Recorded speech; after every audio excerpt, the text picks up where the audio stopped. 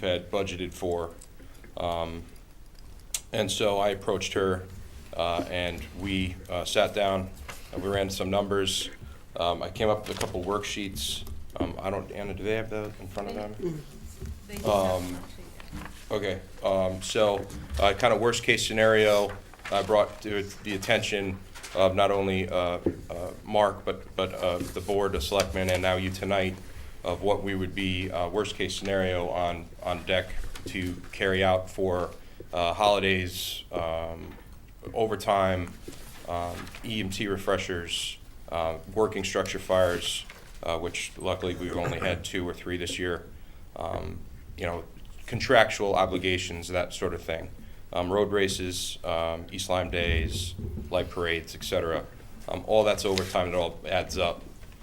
So the fire chief before me and the fire chief before him, etc., I don't think had a very solid number to present to you, nor did they have a worksheet that you have in front of you tonight that actually breaks down each holiday, by each full-timer and the part-timer for that holiday, as well as covering for comp time, vacation time, full-time, a guy gets hurt, a guy takes a sick day, etc. I have to fill those shifts. We supplement our full-time staff, our part-time staff, there's a full-time staff when they're out, and for storms and shifts and events, I don't have enough volunteers to supplement the staffing levels that require to meet the obligations of that event. So therefore, we need to hire full-time staff and part-time staff to cover it. That being said, Anna and I came up with a number here, the $9,205. That should get us to the finish line for our overtime budget with the Nyack Fire Department. In the past, looking back at the last 3 years, the chief has stood here and asked for more money about this time of year.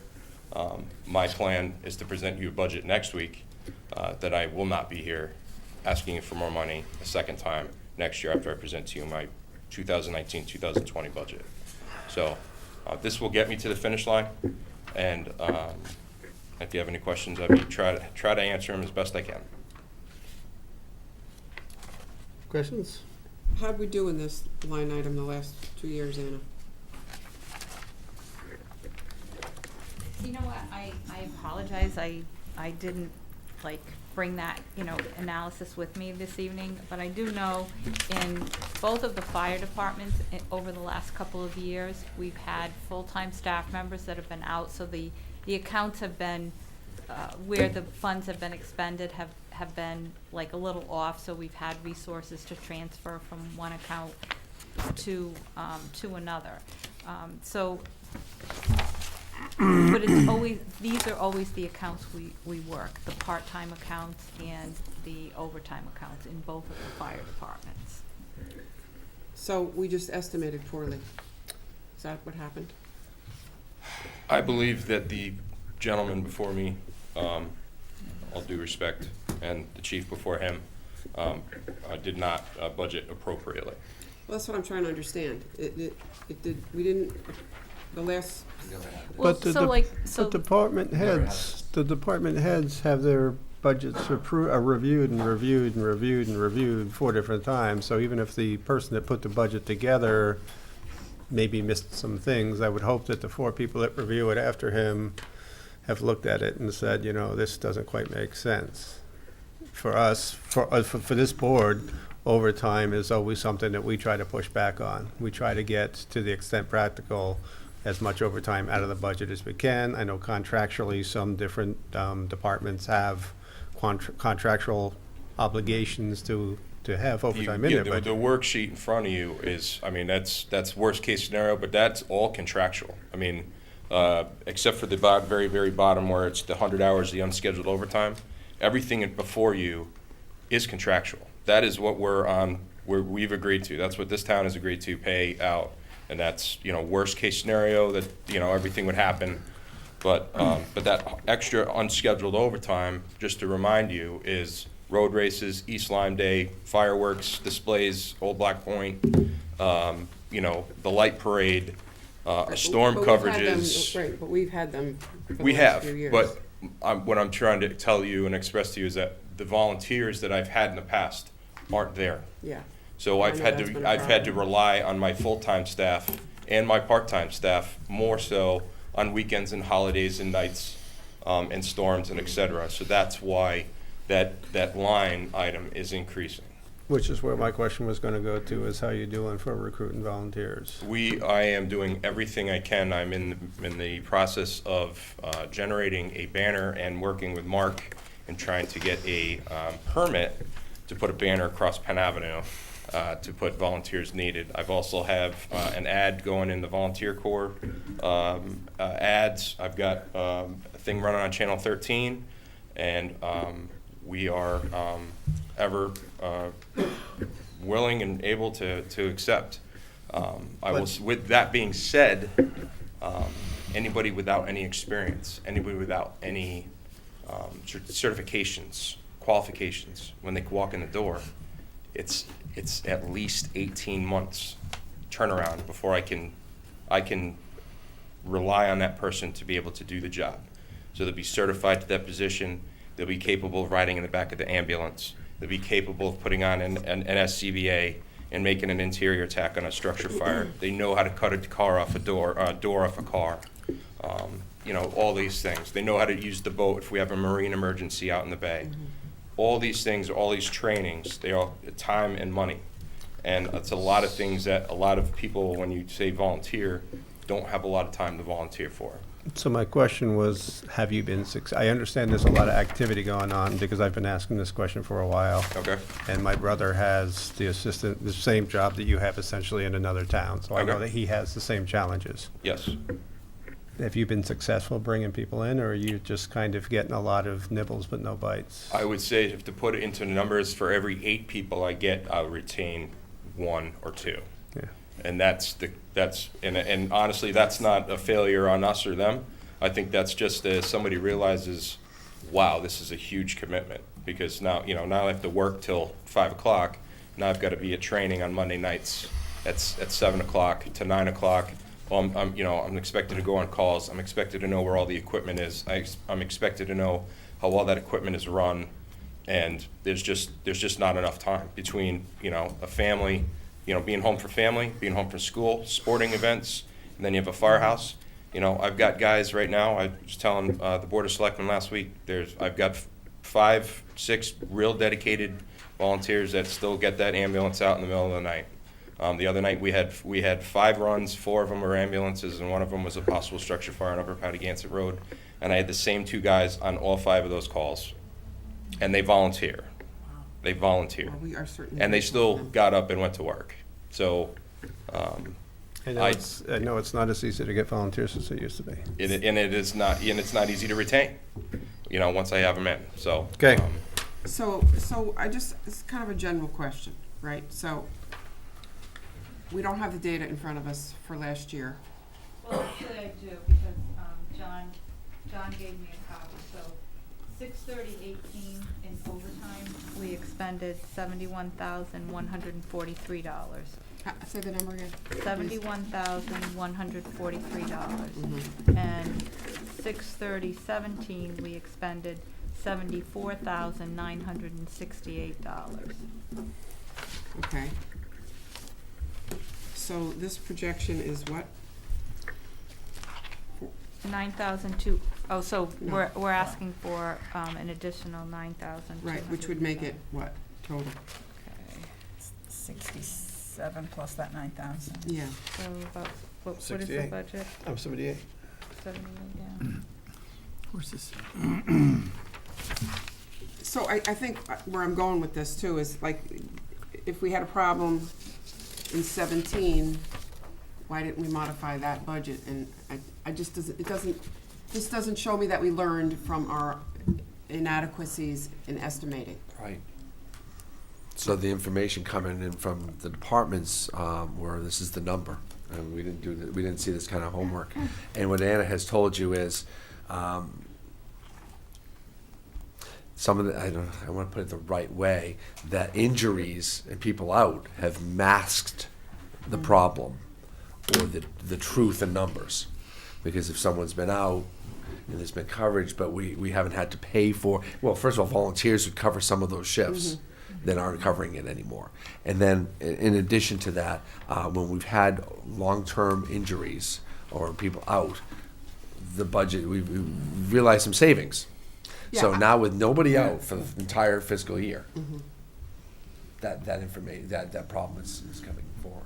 Okay, do we have this problem, extent of condition, as we used to call it, in other departments where our budget's been off, but we haven't realized it in the next year? Because I'm trying to zoom out, you know what I mean? And say, You're only gonna see Do this we- in first responder departments typically, 24-hour departments. okay, That you need to fill a shift if someone's out. There's contractual overtime involved, that they have to be at every event, including like Saturday's own Niantic. They'll be down there because at a road race, you need ambulances. Yeah. I mean, I don't have any problem supporting it, I'm just trying to understand how we got It's here. two fire that's all. departments and the police Yeah. department. So The police I- have struggled over the years too. Right, Maybe Okay. being the new kid on the block, I work with Chief Ricks at Flanders Fire Department, and we came up with these worksheets, not only his and his budget, for also mine. And then we came to Anna, or I came to Anna and said, Anna, I think we have a problem, and this is our result. All right, I think we challenged them during the budget cycle to do better, and we pinched their budget a little bit. I think we did. Last couple of years. Yeah, and actually, so one other thing, when John brought me his worksheet, what he's itemizing on the worksheet is trying to capture what he believes to the best of his ability to be the worst case scenario for the year. Because what was actually represented on the worksheet is an average of $1,707 a week for overtime.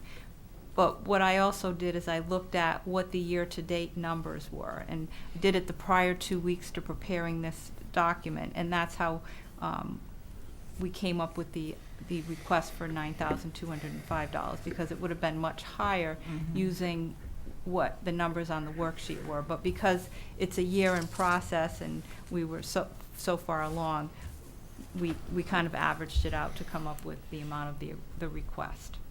okay, thanks. Any other questions about the action in front of us? So at the bottom of the back page of the first, you have a total overtime cost of $88,757. Am I on the right page there? Yes. Sure. So where does that total? How do you derive that total? Because I'm trying to add these numbers together, and I don't come up with the 88. That's just for your budget, correct? This is nine This is fire 9 in fire department. Right. So the contractual obligation is this 46,000 weekly overtime. So Total. your contractual obligations are the 4 full-time overtime employees, right, Right. per holiday. Which is It's 46,309. $1,417.44. That's the 17,777 number, Jason. Which Thank is you. $17,777. And I And add that. you add that to the weekly overtime of $46,309.90, Yeah. plus the 100 hours per guy of unscheduled overtime that I factor into the budget at Yeah. $17,837, Yeah. with the part-time firefighters overtime of $6,830, because I have part-time shifts at night on those holidays as well, Yeah. and comes with $88,755.42, maybe off by $2. Because when I add the 17, the 46, and the 17, I get.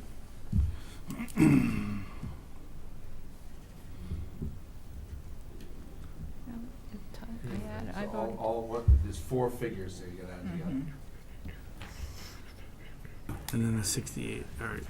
All right. I wasn't adding the 6832. Yeah, Okay. exactly that. It's a holiday. Right.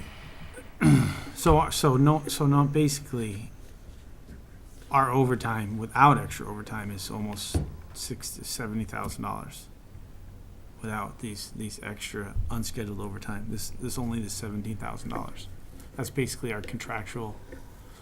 Your contractual obligation if you subtracted the unscheduled Yeah, overtime. from the 88. But then right. again, that's still kind of contractual because you're looking at the unscheduled overtime of if that individual needed an EMT refresher, well, there's 32 hours at their time and a half rate. Right.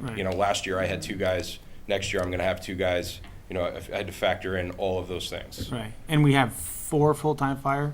Yeah, currently we have 4. We're hoping for 5 in Niantic alone, yes. Yeah. Flanders. Okay. So this weekly overtime doesn't apply to the obligated overtime? The weekly overtime is obligated because they work a 9-hour workday.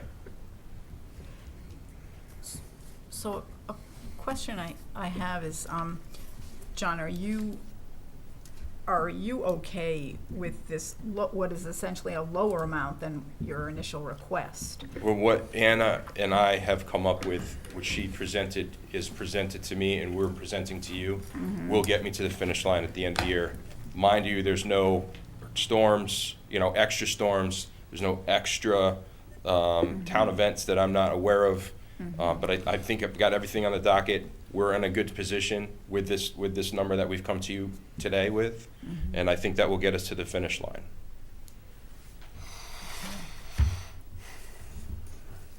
Any other questions? I have one. Does Flanders, the fire department, have the same problem with volunteers? Overtime. I probably would direct you to talk to Chief Ricks with that. I think he's struggling as well, like every other volunteer or combination department as we are. Not to speak for Chief Ricks or the Flanders Yeah. Fire Department, but I would say that they're probably having the same issues as the rest of the volunteer and combination departments in the area. Well, don't you guys meet on a regular basis? Do we meet? He just doesn't want to answer for him. No, Yeah, but you do meet though, right? 'Cause that we do was- meet. Yeah, we do meet regularly. We have joint department trainings together. Because that was one of the things that came out of our fire study, and Sure, we heard that you guys now meet on a we do regular meet. basis. We do train regularly. Well, I mean, aside from training, I'm talking about just some kind Yeah, of. we have a joint officers meeting, as a matter of fact, at the end of next month. So we meet regularly. Yeah, both It's chiefs. both departments together, but we we have department monthly meetings and trainings, et cetera. But we do meet regularly, and I see Chief Ricks often, either outside of work and within work as well. One more question. If you have a call and you don't have enough full-time, part-time, can you pull them out of Flanders? So depending on the circumstances of the call and the nature of the call, let's say it's like a structural response, if there's smoke or smell of smoke in a residence.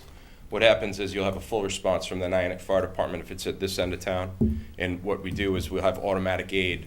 Flanders will send an engine or a fire truck with some staffing down to assist us during our time of need, and we do that vice versa. So that's called mutual aid or automatic aid with certain things like that. If it's a bad wreck on a highway or on a roadway, both of us will send staffing so that we can get the job done together. And if we have to reach outside of our own town to obtain those resources and the staffing personnel, we have the ability to do so, and we've done that in the past.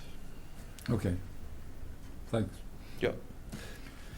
Any other questions? If I may, Chief, some shifts are handled by volunteers, and some are handled by part-time paid, right? Right, so You we have. part-time paid. So Yep. who determines what shifts are part-time paid that will be covered by someone scheduled versus we'll put the beeper out and hope someone calls and comes in? So between the hours of 6 and 5, Monday through Friday, I have full-time staff, as you know. And then from 5 p.m. to 11 p.m. during the work week, I have a part-timer that gets the rig out automatic, that sends a tone, gets the volunteers' attention, and hopefully gets them to the scene where we can mitigate the incident and make a response, whatever the emergency may be. After 11 o'clock at night till 6 o'clock in the morning, Monday through Friday, it's all volunteer. On the weekends, we have part-time staff that man the fire station, one person per station. So I have a gentleman, I have a member at headquarters on Grant Street, I have a member on West Main Street. Part-time staff, and they work 8 to 3, and then another member comes in and he works 3 to 11. That being said, their pretty much a driver operator, there to get the apparatus out that needs to get out, whether it be the ambulance, the fire truck, the ladder truck, the boat, get the boat ready to go out into the bay, et cetera, or the gator. Maybe somebody may be lost in Oswegatchie Hills. That's been happening a lot more lately. So all these things, we depend heavily on our paid staff as well as our remaining volunteers, staff. And does that answer your Yeah, question? it does. And with the shrinking volunteers, as I've been told, just throw it out there, that we can expect more and more full-timers needed to cover these shifts, or part-timers, paid part-timers going forward. We have a small handful, literally less than a handful of people that will actually show up to atone in the middle of the night. And to properly cover this town, we're going to be looking at a full-time staff at some point. 15 firefighters paid. We're at 7 right now throughout the town. During the day only. Right. So we have some part-time guys at night. I have 2 guys at this end of town. Chief Ricks has one gentleman who works at the other end of town from 5 to 11, 5 to 12, I think on Fridays, or Fridays and Saturdays. And he runs the same shift schedule with a part-time guy on Saturday and Sunday through his department. But ultimately, as Mark has said, as dedicated as the volunteers that I have are, and I'm very thankful for the jobs that they do, and they're dedicated to the community and the department. The call volume and the workload is starting to wear those members down. And as much as they are as dedicated to getting up in the middle of the night 4 or 5 times, I can't expect a volunteer to keep doing that 7 days a week, 365 days a year. So something's got to give. And so far we've been okay. We've been good. But ultimately, we are facing the reality like every other combination department, volunteer department is. So I believe staffing and I believe response times matter, and we can't do anything unless the apparatus is there and the equipment is there to mitigate it, and we need people there to do that. Any other questions? No. Thank you. Thank you. So I'd like to entertain a motion. Move to appropriate and transfer $9,205 from account 01-01-120-200-500 contingency to account 01-25-217-100-614 overtime. I have a motion. Do I have a second? I'll second. I have a motion and a second. Any further conversations about the motion before us? Hearing none, all in favor say aye. Aye. Opposed, abstained, so moved, 500. Next, item D, transfer of funds, dispatcher overtime, $9,600. In this situation, for dispatchers, when they can't get the part-timers to come in for the shifts, the full-timers work the shifts, so that's all at overtime for us. Because we had some police officers out during the year, there were some funds available in the police account, so we're asking to transfer the funds from the police account in Department 216 to the dispatch overtime account in Department 215. We're getting the permission to do it now, but we're not able to do it until actually April 1st because of the way the charter and statute provisions are. So we're asking to transfer it from one department to another rather than requesting contingency funds. Has this been a problem in the past, too? Same question? We had the issue last year as well. During the last budget cycle, didn't we add an extra half a head? But last year was the first year that we carved the dispatch department out of, so that was like our inaugural year, and then this is the second year. But the real issue is when we don't get the part-timers to work shifts and we have the full-timers come in, because that's all at overtime. But if we added an extra half a head, that's still 20 hours a week, right? 52 weeks, 1,000 hours. So we're actually 1,000 hours on top of this growth. I don't know math's going on that, but we have a 7-day work week, right? 24 hours a day, but we only have 5 dispatchers that work 5 days a week. So all weekends are part-timers. My math was And then going if any of it's- them call out, we're either calling one of them in, one of the other remaining 4, or we're calling a part-timer in, but typically we're not getting a part-timer in during the week, because they're typically working on weekends. So it's a struggle we've been dealing with. We don't have enough part-timers on. You'll see in your budget book when we delve into it, we're going to add another dispatcher on and cut out the part-time, more of the part-time. And we're going to be moving toward, with contract negotiations, hopefully moving toward more of a rotating schedule like the police do, 4 on, 2 off, or whatever it is, so that all our shifts are being covered. We might mean we'll be putting more dispatchers on, but taking more part-timers off. Those are seats that need to be manned, just like our fire department, just like our police. And you must call someone in. So if someone is out, you must call someone in.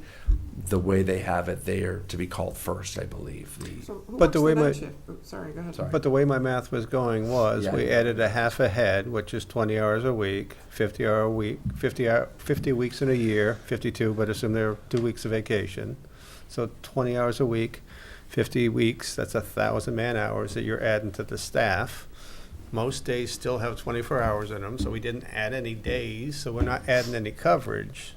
So the expectation last year when we added a half a head was we were going to decrease overtime by increasing full-time.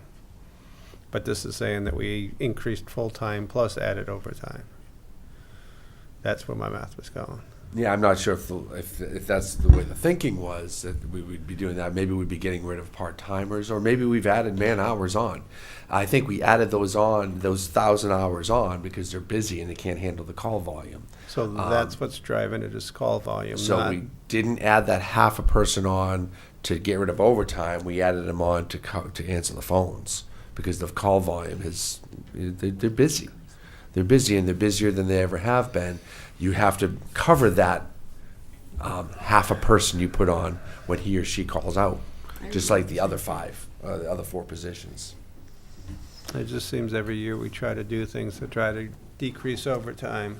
Every year, I've only been here 4 years, but it seems like we keep trying to do things to decrease overtime, and overtime doesn't go away. The only place you really see overtime in this town is public safety.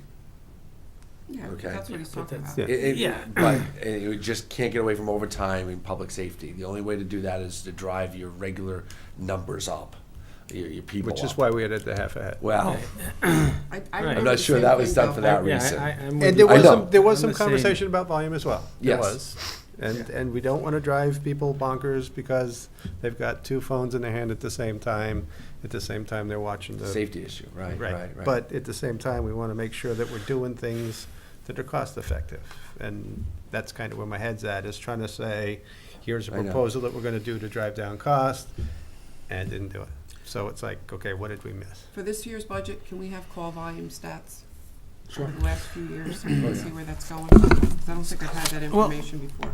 It looks Okay. like we're not hiring enough part-time dispatchers, because our budgeted was 95,000 and we only used 61,000.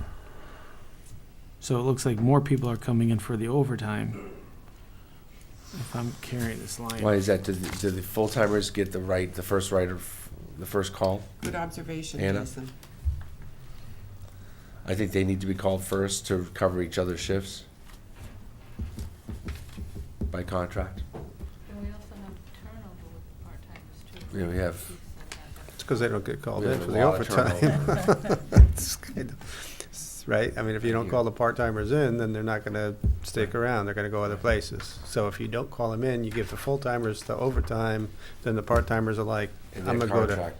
Well, can we get an answer for Jason's question? Because it's what we need to be asking, right? We're underused, we're underexpended in the full-time, I don't even have the paperwork in Part-timers, front of me, but yeah. we're expended in the part-time budget, right? Is that what you're The- looking Well, Not this is that just a much at all. year. It's just a year, but I was just looking at. But we I want to mean, understand it. Right. But you're not underexpended. Is that what you saw, that we're underexpended in part-time? Jason? Yeah, I'm looking at the account. but I'd have to- 64%. And where should we be? 68, you're right, it's not, I it's thought not we that. were. So we're not under expended. Well, I thought we Well, were. 2%. Oh, well, By okay. day. Okay, no, I thought it was By- something by more shift. significant. It's, Okay, I was just, I mean, we need to be asking, Absolutely. okay? I mean, we need to be asking. If you're asking for another part-time person, Bill's asking the right question. So the How that's answer supposed to is, decrease overtime. the answer is the call volume is driving the cost of the department to go But up. we're gonna get call data. in the Call next budget volume season. is driving our need for people sitting in the seats there when we used to have one per shift. And we're really needing 2 per shift on every shift. Yeah. Right through the overnight, and you'll see that in next year's budget. All right. we It's need- not something where if someone calls out, Oh, we you wanna can make let sure the we make seat that go. clear. You need to bring someone in. What we've done in the police negotiations is allow a police officer, should we have an extra one on duty, to be able to cover that shift, because they are also, a few of them are trained in collect dispatching services. So they're gonna be able to come in and cover in an emergency situation. We have a major crisis going on, instead of calling someone else in, or you have only one, and you need that second one in there, or the third one. You'll be able to have a police officer do that work, and he or she would have already been scheduled on presumably. Okay. Any other questions about the action in front of us, about the overtime for the dispatchers? Hearing none, I'd entertain a motion. Move to approve a transfer in the amount of $9,600 from account 01-25-216-100-511 police officers to account 01-25-215-100-214 dispatch overtime effective April 1st, 2019. Second. Have a motion and a second. Any further discussion on the motion before us? Hearing none, all in favor say aye. Aye. Opposed, abstained, so moved, 500. Thank you again. Item E, on new business, special appropriation and transfer of funds, payroll contingency, Selectmen 101, NFD 217, FFD 218, for a total of $7,123. So, with, this transfer is for the part-time firefighter accounts in both of the fire departments. When the budgets were put together, they were put together with the old rates, and since the new rates were approved subsequent to the budget process, they also needed some additional funding. So that's what part of the request is. And then in the request from the previous meeting, where the unaffiliated COLA increases were put in, the spreadsheet that I provided, the first selectman's account was not in the formula. When we went to actually process the transfer, it was off by the amount of that transfer. So that's why it's before you again this evening, because it wasn't included in the totals from the last meeting. And I'll just point out, when the unaffiliated transfer was approved at the last meeting, there were some questions on the dollar amounts. I did go back and check them all. The place that I found there was an issue was actually in the treasurer's account. The amount of the transfer was actually only needed to be $254, and for whatever reason, it was itemized as $1,331. So the actual amount of the transfer was $24,225. It was like $1,129 less than the up to amount. So I just transferred what was needed. So I just, since we were talking about that again, I just thought I'd mention that. So don't we have this situation regularly, help me out here, where we approve the budget and then contracts and stuff are afterwards? Right, So and that's this why is we're nothing taking new. this, correct, I'm just taking it from the payroll contingency, but I hadn't included the part-time firefighters for each of the fire. Is this typical? Like, is this how we do business? Like all municipalities do this? However, I will say that, well, our largest up-to, those COLAs are in place for next year. So the budget, like next year, it should be a lot, we shouldn't have as much of this because we're getting our contracts in place. 2 out of 4 are in place, and the other 2 are small, and might be done. They're not in your books. They're sitting in wage contingency right now, actually, 3 out of 4. But we just finished fire, police. We have fire and dispatch, but both very small unions, so we should be able to get through. But yeah, we're putting budget books together in December, and the contract doesn't expire until July, and you can't even start negotiation until January 1st, January 2nd. You can't even start to have a conversation about it until January 2nd. Your budget books are already being put together. Any other questions about the action in front of us?